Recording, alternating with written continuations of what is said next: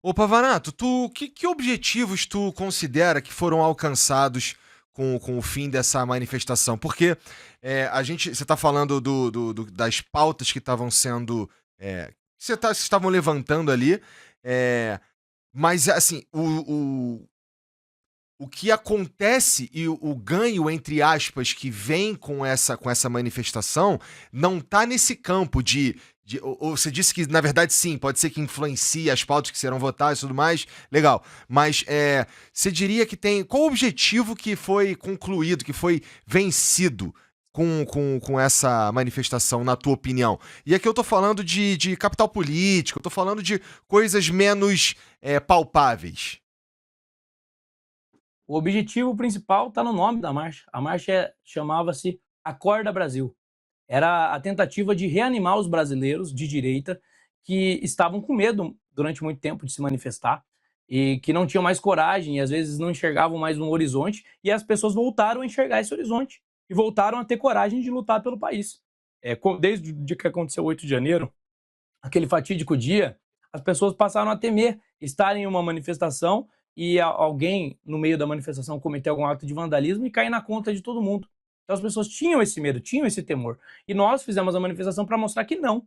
Se a gente tiver coragem, for para frente e tiver uma postura séria, como foi a postura que o Nicolas teve durante toda a manifestação, a gente consegue fazer algo ordeiro, combativo e, ao mesmo tempo, algo que dê um recado. Então, eu tenho certeza que vai ser influenciado, sim, a votação da derrubada do veto da dosimetria por essa manifestação. Isso aí a gente vai ver nos próximos dias, nos próximos meses. E tenho certeza que no médio e no longo prazo, o brasileiro ele vai ter uma participação, principalmente o brasileiro de direita, mais ativa nessas questões. Essa apatia, esse medo de se engajar, a gente acabou conseguindo deixar um pouco de lado. Eu acho que isso foi o mais importante. Eu falo por mim. Eu saí energizado dessa manifestação.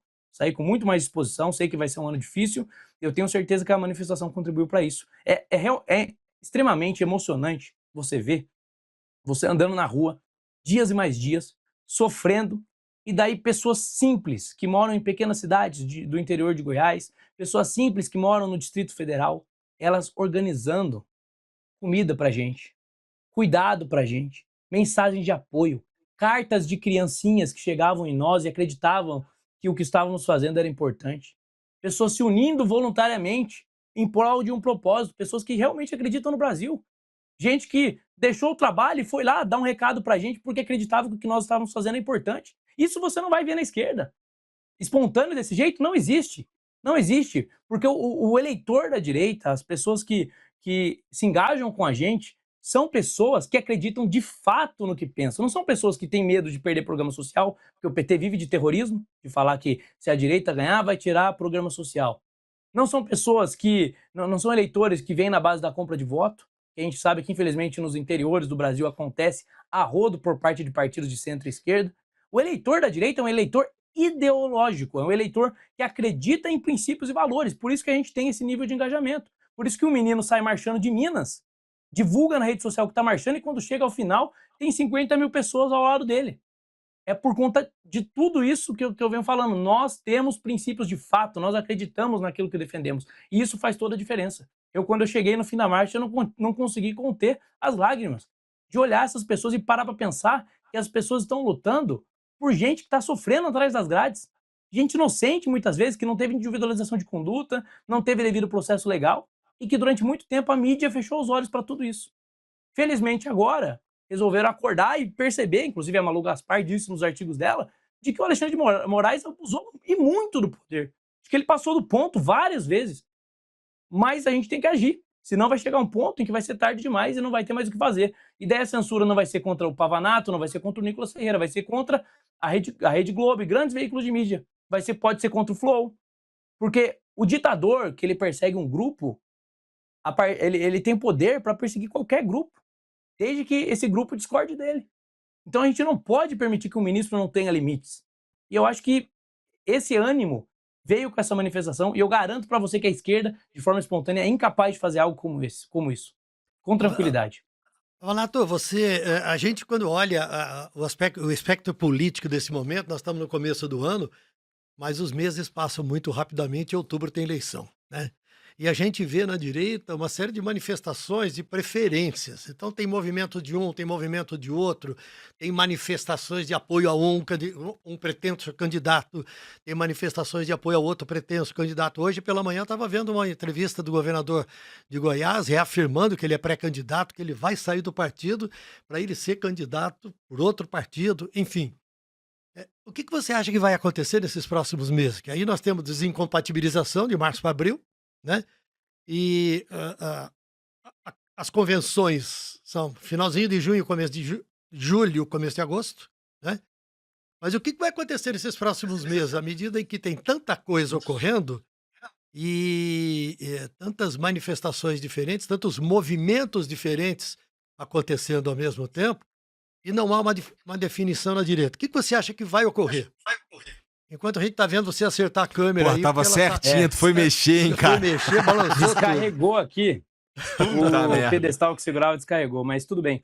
Eu imagino que esse ano vai ser um ano muito tenso, eleitoralmente falando. Até eu percebo essa temperatura nas minhas redes sociais.